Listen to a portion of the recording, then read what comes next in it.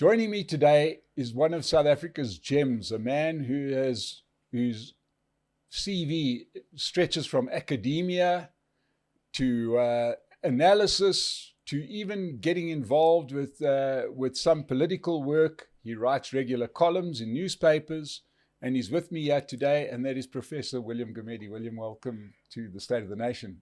Good day, and thank you for inviting me again. I always enjoy our conversations. Well, So, Prof, the thing that came to my attention was I saw you doing a few interviews where suddenly you were being asked about your views on BEE because this was in response to something you wrote, which I immediately assumed it's something that you wrote recently. Yeah. But in actual fact, the reference here is to academic papers that you had done decades ago, questioning the effectiveness of BEE.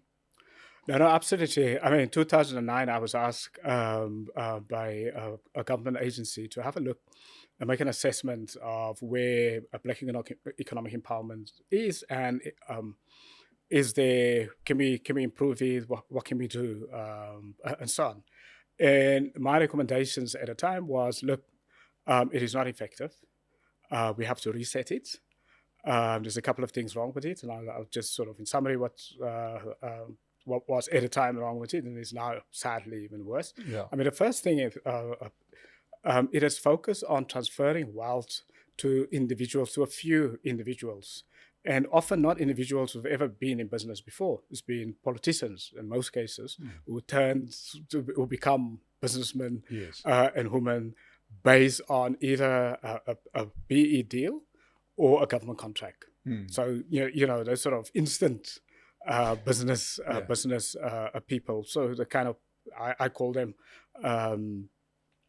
political or politician capitalists. Yes. Political capitalists, because never done a business before. That's the first thing. So it has meant that possibly close to R1 trillion rand has been transferred since BE started in the early 90s to very, very few people and so on. So that's the first, and also to people who've never been in business before.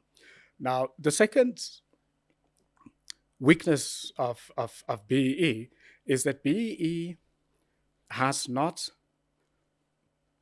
turned around or created new sectors in the economy. Now, in countries where empowerment programs have worked, what they've done is they focus empowerment in areas which is necessary for growth in the economy, not only in their local economies, but international economy, and that does not exist. So they use empowerment to create a whole new, or a couple of new sectors that don't exist in the country. So BE hasn't done that.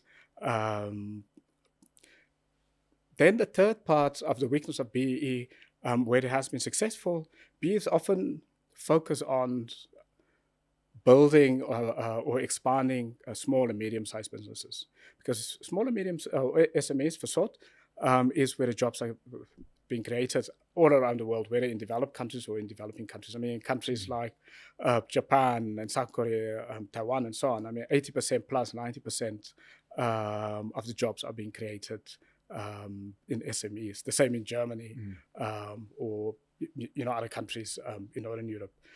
So if you look at our BE, I mean, it has not focused on small business. And then the last one in terms of, because one has to think about BE as this is scarce resources, and we have to allocate it in a way where it's going to have the widest impact on the economy, but also the widest impact on individuals. So, I mean, for me, it's the fifth weakness of BE is that if you want to empower individuals, disadvantaged communities, what one needs to do is give them technical skills, the right kind of technical skills that is not only useful in this economy, but is useful globally. Then you properly empowered an individual. So if you look at BEE, we haven't seen that. We haven't seen BE empowering individuals in the country. Yeah, I suppose to sort of tackle some of those issues, or to expand on some of those issues, when you talk about your sort of political capitalist, I think, I suppose our president is a great example. You get shares in existing big companies. You're not going to go start another big company because you were never a businessman to start with. All you're going to do is get rich because you're a big shareholder. Whereas, that what comes to mind is in some cases, for example, Michael Jordan, who was the CEO of FNB, he finishes that role and then he starts Rain, and they start Thyme Bank, and because he's a businessman, he's not a shareholder. And it's it's important, because I mean, one of the other weaknesses of PE is that it did not focus on people who are already in business, who are already entrepreneurs, and that's a very, very important. I mean, it's what you say now is you have to pick people with skin in the entrepreneurial game already, because to start a business and to grow a business, you really have to be thick-skinned, and you really have to be an entrepreneur. You're going to make losses, you're going to lose money, you're going to dust yourself off, come back, make a lot of decisions, and so on. So if you're going to give the money to a person who's a politician, who's now suddenly a business person, you're not going to get value for money.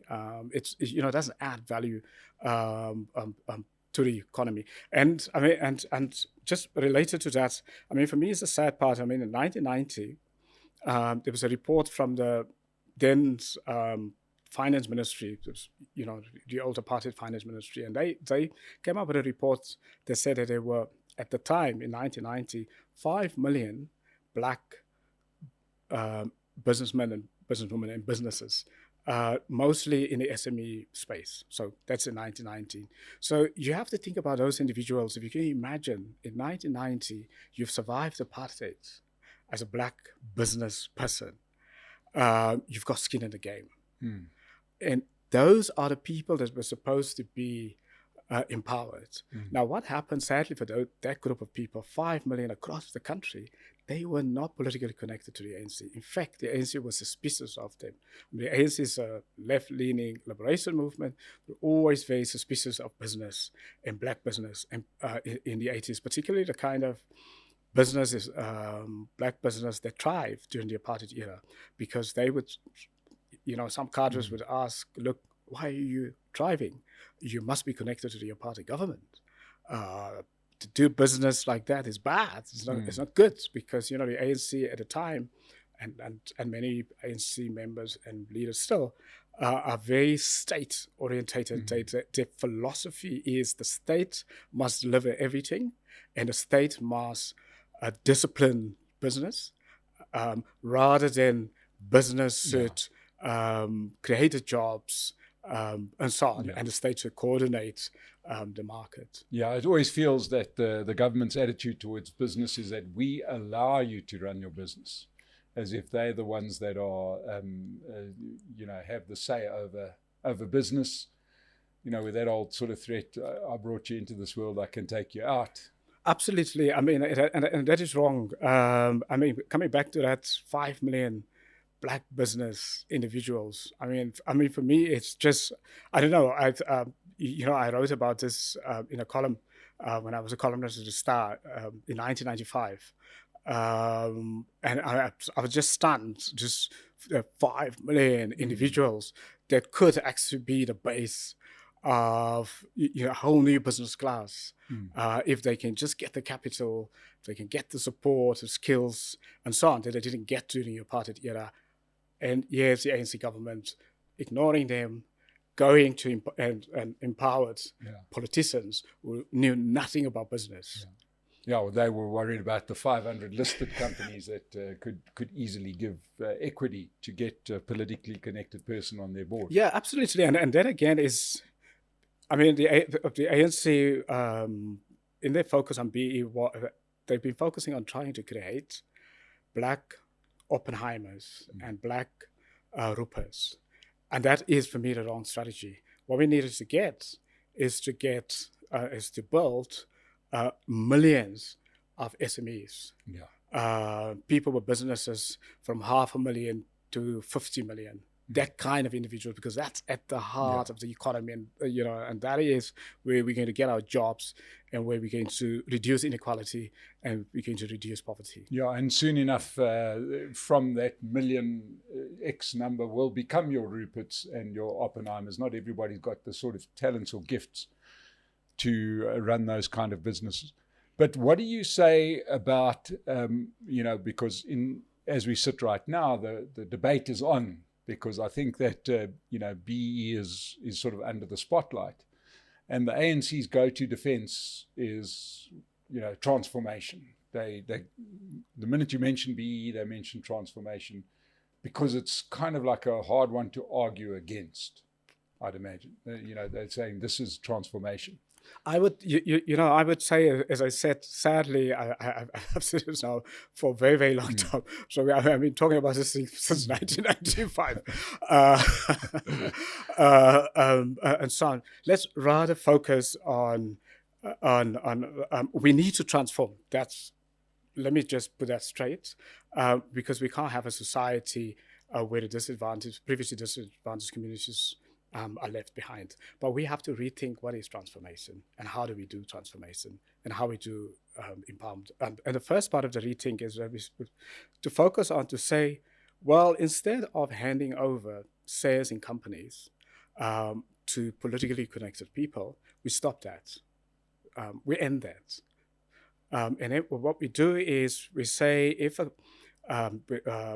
domestic or international company come and want to invest in the country, that they should support small business. So we take that 30%, let's say a Starlink comes to South Africa, let's just use that example. And if Starlink can do one of a couple of things, a good one, for example, can they support small business, SMEs, in the tech industry? Let's say, can they take 10,000 or 1,000 startups and fund those startups in the tech industry, right? And get the genuine entrepreneurs, exclude politicians out of it, sift them out of the way. That could be one.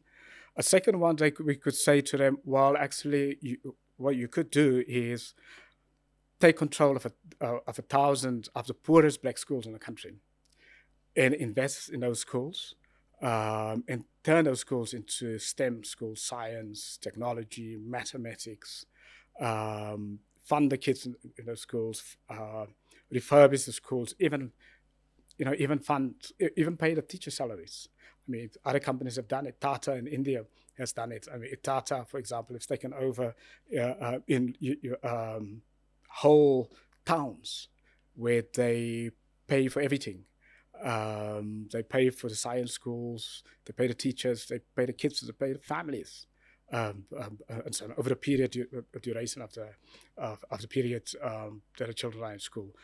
These are the alternative. I mean, another alternative would be to say, well, we need infrastructure in this country. Could, for example, in lieu of giving shares away, could a company build a critical infrastructure? I don't know, fast train from Johannesburg up to Polokwane. I mean, we know that's a busy route. I mean, people taking minibus taxis from there, but it's a key economic route. Or the other way, Johannesburg to Durban. You don't think, though, Prof, that we are, in many ways, our minds have been invaded by the statist thinking of the ANC? Surely, we're asking companies to do the things that they're not there to do. Their job is to run their company as well as what they can. Mm-hmm. The government's job then is to receive taxes and to use those taxes wisely, make it a welcoming environment, and then more businesses will be attracted to the country, more jobs will be created. Instead of putting this onus on business, there seems to be sometimes the answer isn't the alternative. The answer is just stop doing it. You know what I mean? Because it feels to me that sort of creating these other obligations on business almost does the same damage as the BE did in the first place. I mean, in the first place, really, we have to get the state working. Yeah. So in all of the societies that have done empowerment well. They've done it well because the state they had a professional state, a professionalized public service. They had a merit-based public service, and that public service partners with the private sector to grow the economy. So it's a principle. We have to start there. But for me, the sad part of it is that we have a very low economic literacy in the country, not only among the politicians, but across the board. So we've got the ANC that's been the dominant party, and the ANC has been is an anti-business party, has been an anti-business party from day one, and then what that has meant in the context of a society of its ANC's constituencies that have low levels of economic literacy, we now have two things happening. On one hand, a governing party that dominates society is anti-business, and then its constituency, a large part of its constituency, do not understand or have a low level of understanding of economics. I mean, I think that in itself has undermined growth. Because what it means is we've got a large constituency of the ANC that's also anti-business. So it's not just the ANC leaders at the top, but it's also the ANC's constituency. So if you have a combination of that, it is such an inertia to growth because it's a hostility towards entrepreneurs, hostility towards business.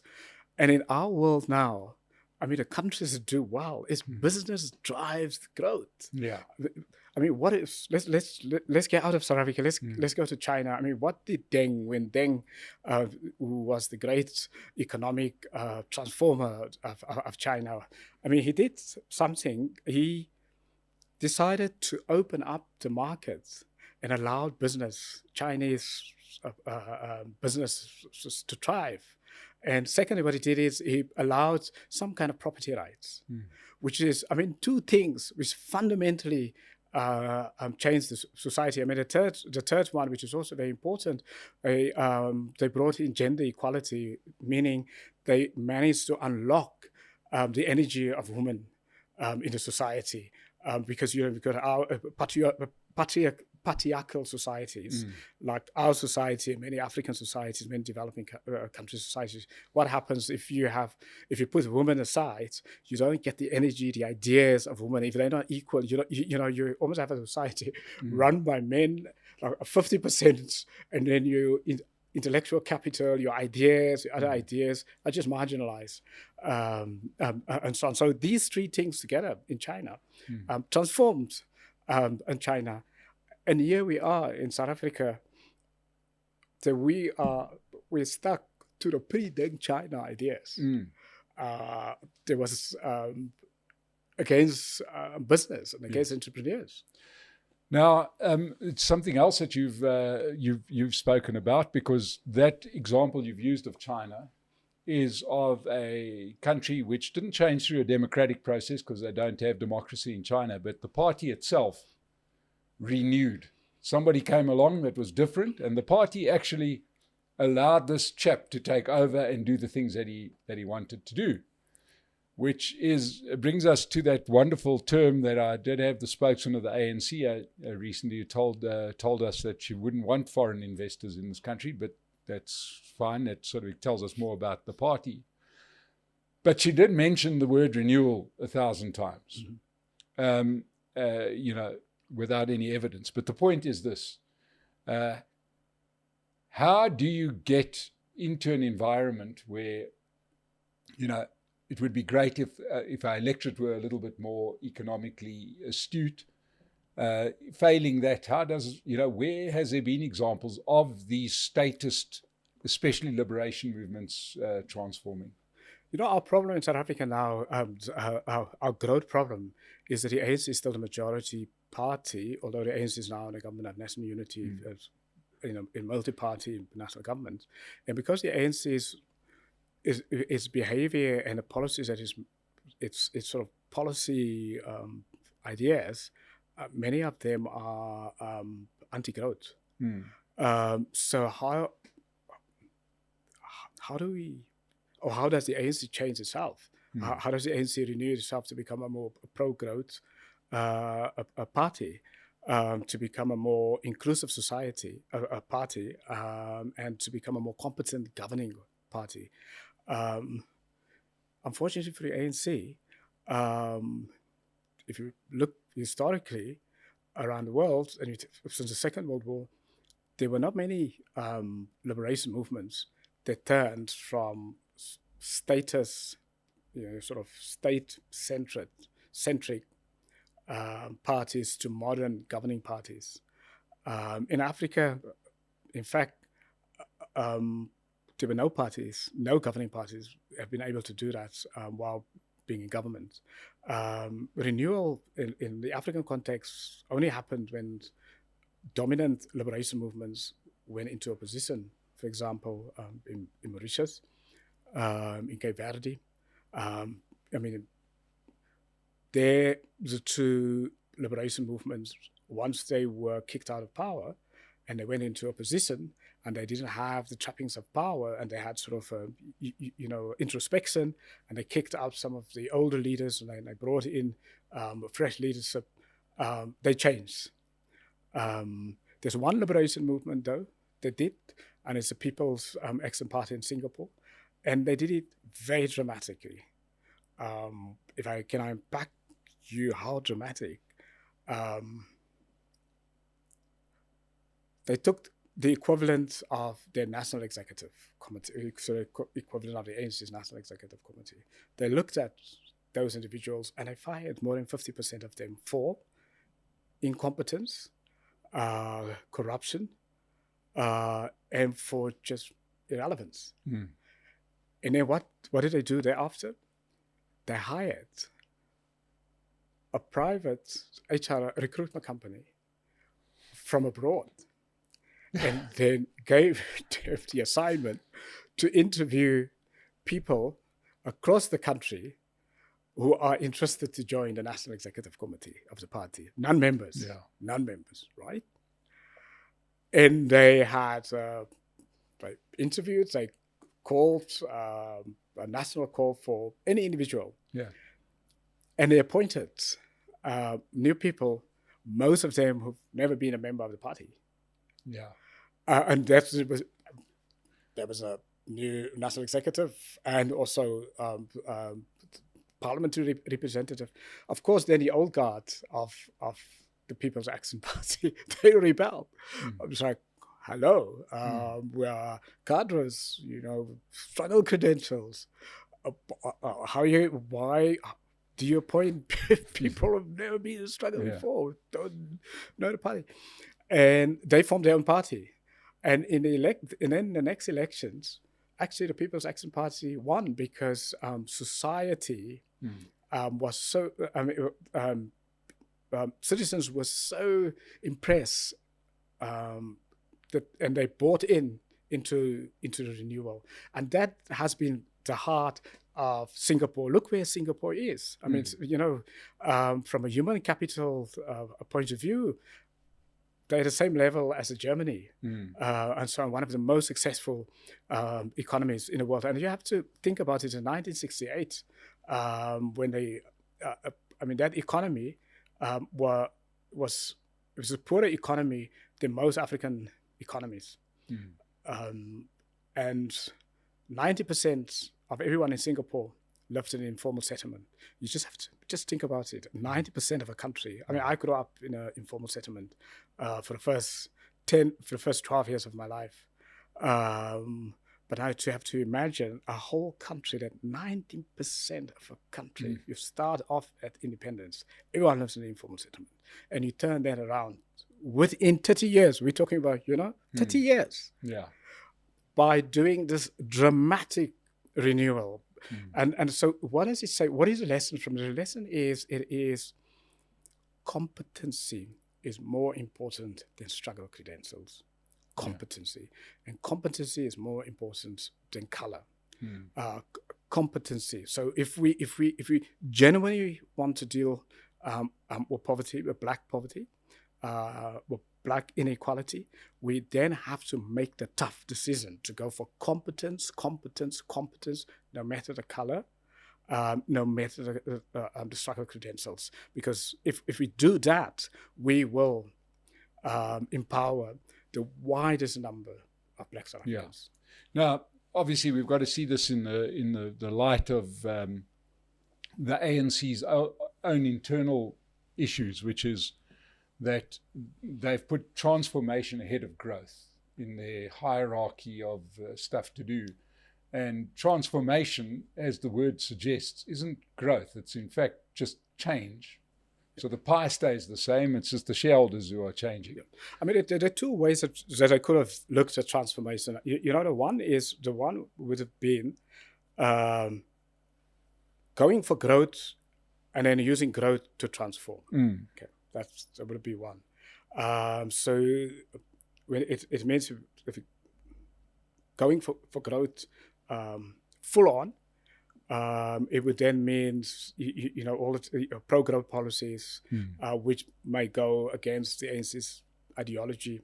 It would mean partnering with business, which even if they are white business, partnering with them in a way that Singapore partners with international business. It would then mean going for growth, getting empowerment that create new industries. So rather than taking shares from existing companies, build new industries and fund those new industries and allocate Black entrepreneurs in those new industries. So Black entrepreneurs, not Black politicians, and having the state merit-based and professional initially having it, and that way to go into great growth. I mean, the other option there is also option transformation-led growth, but then it has to be done very, very carefully. So let me say something about transformation. If in any society, for transformation to succeed, it has to be done honestly, because just the dynamic of transformation is you have to get previously advantaged companies, individuals to help lift the previously disadvantaged communities, right? That's a big part of transformation, not all of transformation, but a big part of transformation. Now, in order to convince previously advantaged people to do that,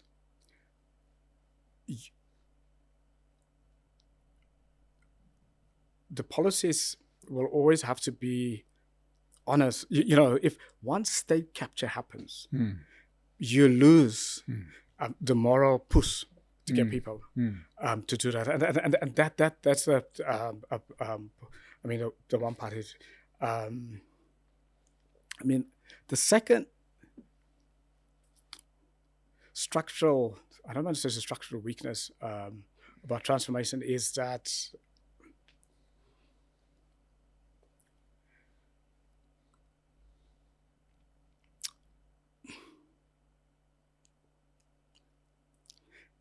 it is easily manipulated.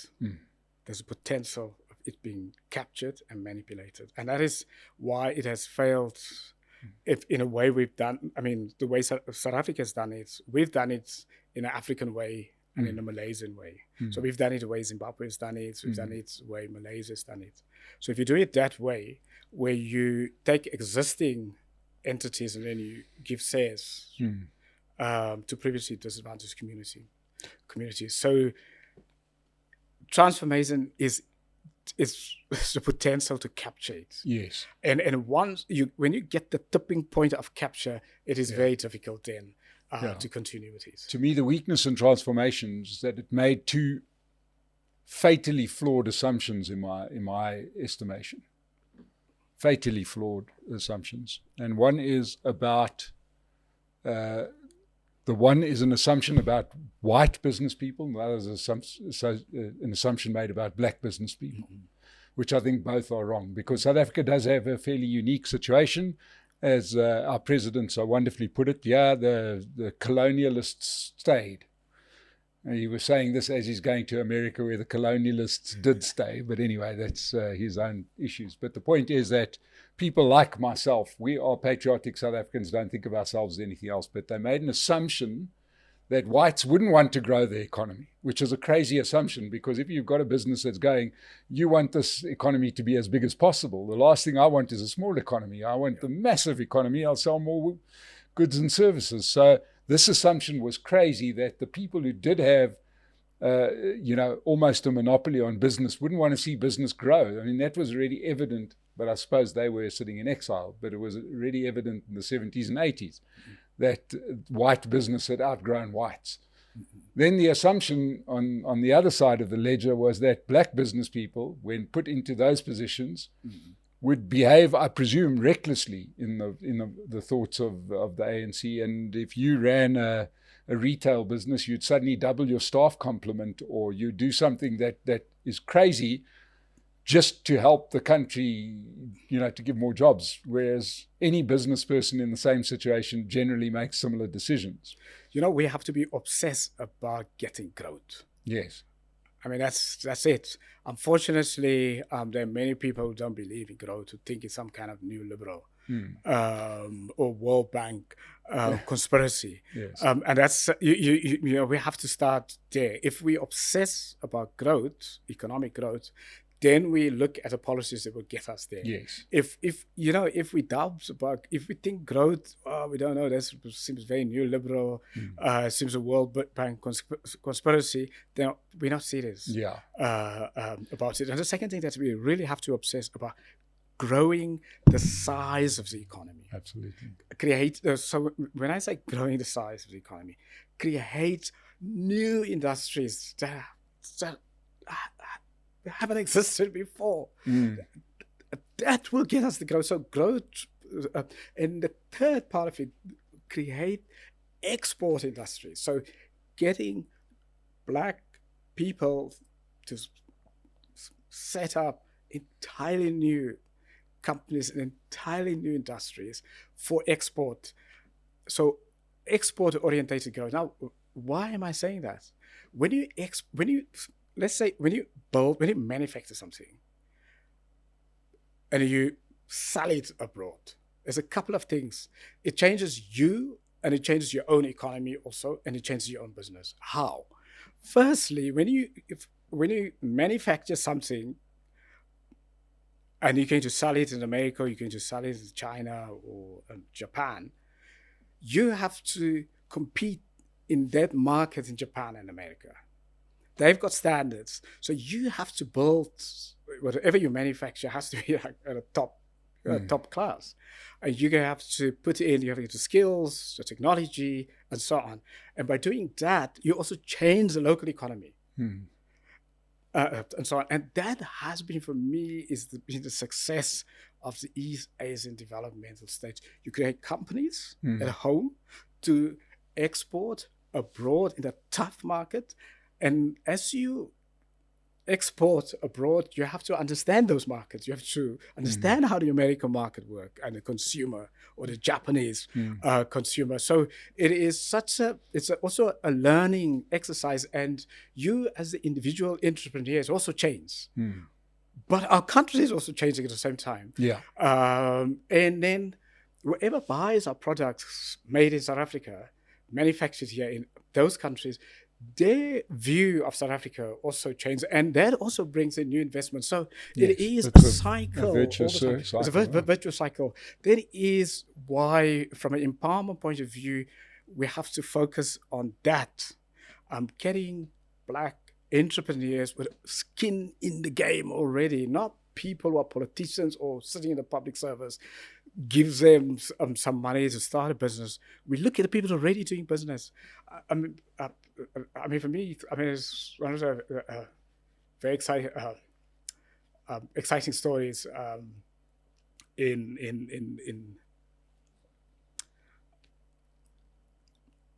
or many of the stories where in countries like Japan after the Second World War, they looked at when they empowered people, because the Japanese after the Second World War, they lost the war. They then almost collectively had an introspection as a country to say, well, they went into a war, they lost it, what do they do now? They came out of an introspection with a couple of things, that what they need to do, they need to beat the West at the West's game. And they then asked, what is the game? The game is business.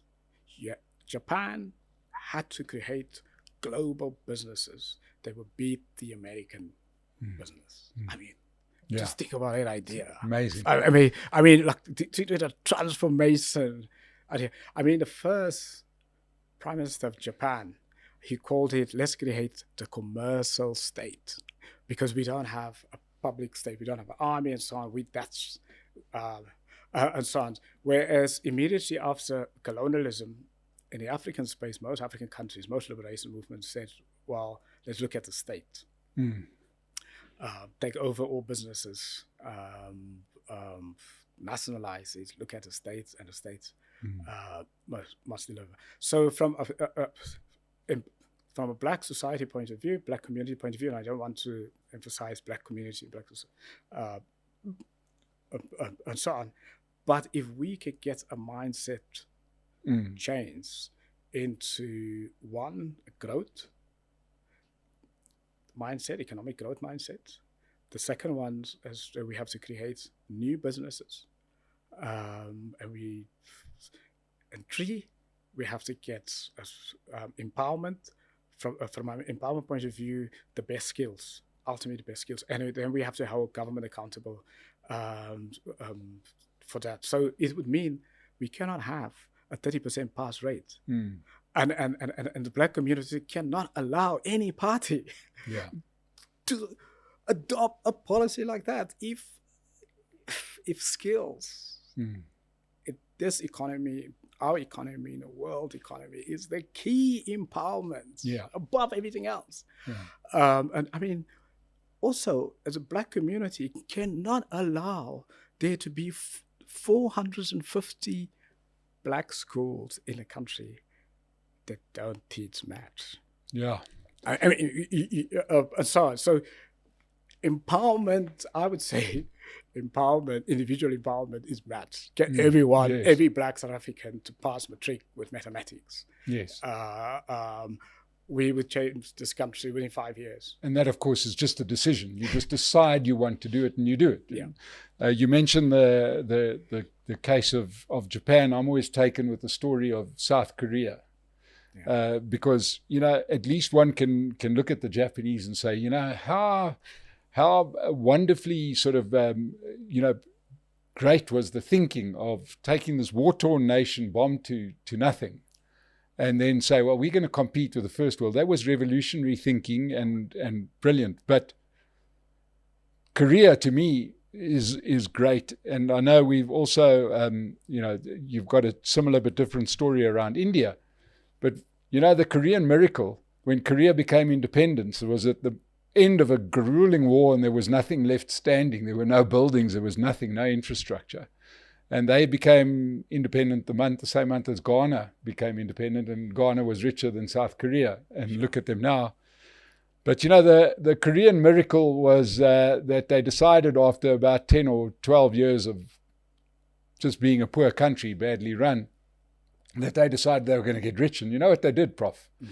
All they did was they said, well, Japan, who used to be our colonizers, were in a worse situation than us, and look how rich they are now. This was now in the 70s. And all they did was they copied everything that Japan did in the same order. They didn't even innovate as such. They literally the Japanese started their economy with shipbuilding, so the South Koreans started the shipbuilding. Then. I mean, absolutely. I mean, and that is the beauty, and it's why I'm using Japan, because Japan was what I call is a golden goose, because Japan's transformation transforms that region. Even China. China copies Deng. He went on a trip to Japan and he was a convert. I mean, yeah, you think about it, Prime Minister of China, Communist Party leader. He travels his trip to Japan. He came back, hallelujah. I'm convinced. We have to go for growth, number one. We have to create enterprises, public enterprises that's going to be globally competitive. We have to give people some kind of title deeds to property, and so on. I mean, yeah, even in our country, if you think about it, I mean, a third of the land in KwaZulu-Natal is communal land. How can you be... you're creating wealth for the king, not wealth for anybody else. Wealth creation is individual title deeds, and it's across Africa.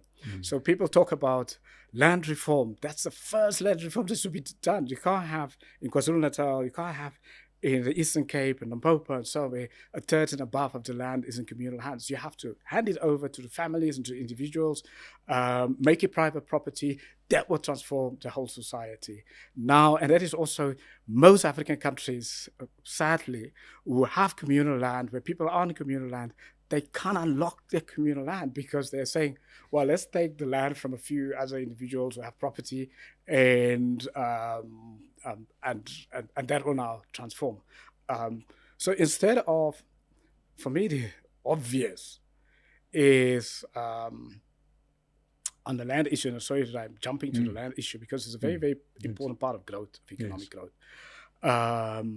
What we need to do as part of our empowerment is to give every family that's on communal lands title deeds to that land. Yes.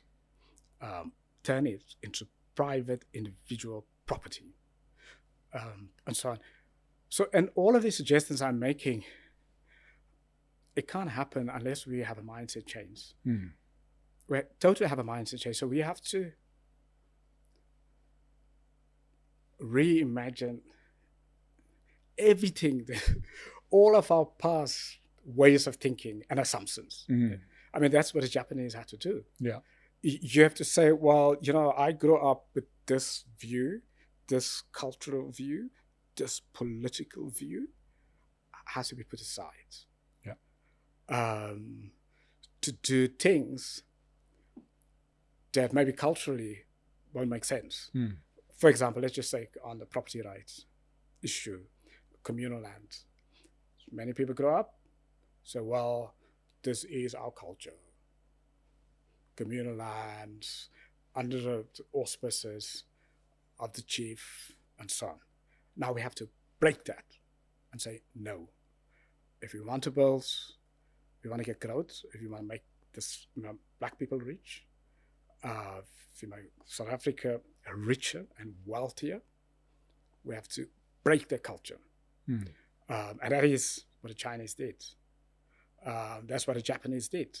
That's what the South Koreans did. You break the past, but not just any part of the past, but the anti-growth part of the past. So the anti-growth part of your culture will have to be broken. And you have to create almost a new culture. You need to create a pro-growth culture. And that is perhaps, I mean, and that is what it would demand to get real black and genuine black empowerment on the scale of the Japanese and the South Koreans and the Singaporeans and so on. We may have to look at aspects of our traditional cultures that's anti-growth, and even aspects that's anti-democratic. Patriarchy, for example. I mean, patriarchy is anti-growth. If you have patriarchy, you're not going to get growth.